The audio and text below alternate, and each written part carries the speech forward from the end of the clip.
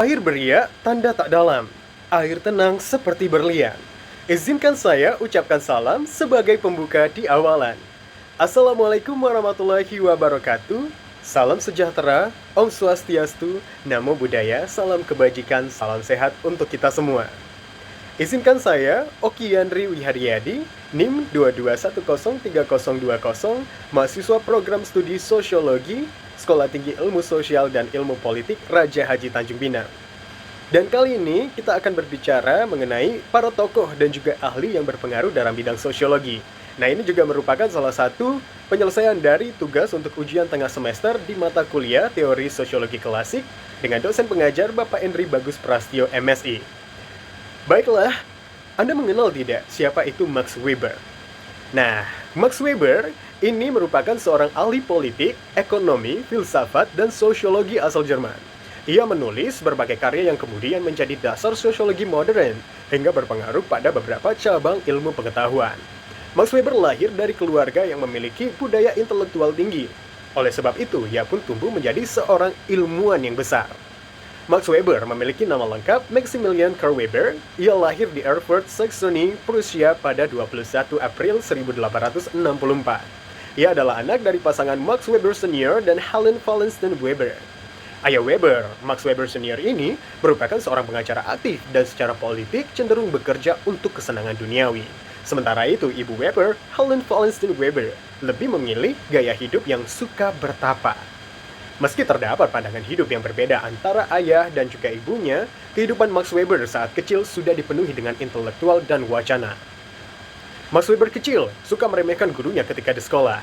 Meski demikian, Max Weber melahap segala literatur klasik secara mandiri. Setelah menyelesaikan sekolahnya, Max Weber belajar hukum, sejarah, filsafat, dan ekonomi di Universitas Heidelberg. Max Weber kemudian melanjutkan pendidikannya pada 1884 di Universitas Berlin.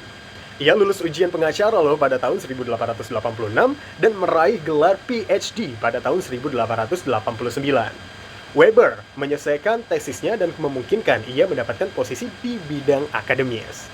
Masih penasaran dong dengan Max Weber?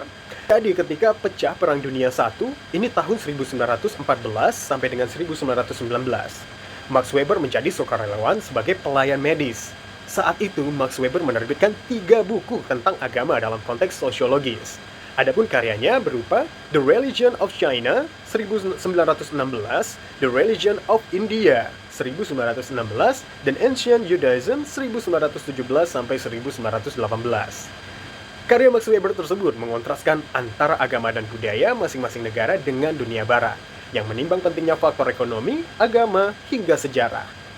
Jadi pada tahun 1918, Max Weber kembali mengajar nih. Ia juga ingin menerbitkan volume tambahan tentang kekristenan dan Islam. Akan tetapi, ketika wabah flu Spanyol melanda dunia, Max Weber menjadi korban dan meninggal dunia di Munich, Jerman pada 14 Juni 1920.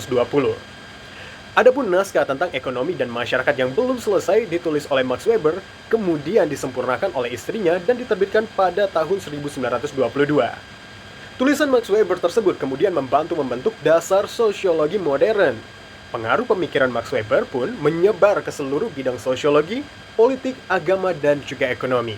Kemudian Max Weber ini mempunyai 4 jenis perilaku tindakan sosial. Pertama, tindakan tradisional. Kedua, tindakan berorientasi nilai. Ketiga, tindakan berorientasi tujuan. Dan keempat, tindakan afektif. Tindakan tradisional ini mengacu pada tindakan-tindakan yang sudah mengakar atau menjadi kebiasaan turun-temurun yang dilakukan oleh orang-orang terdahulu.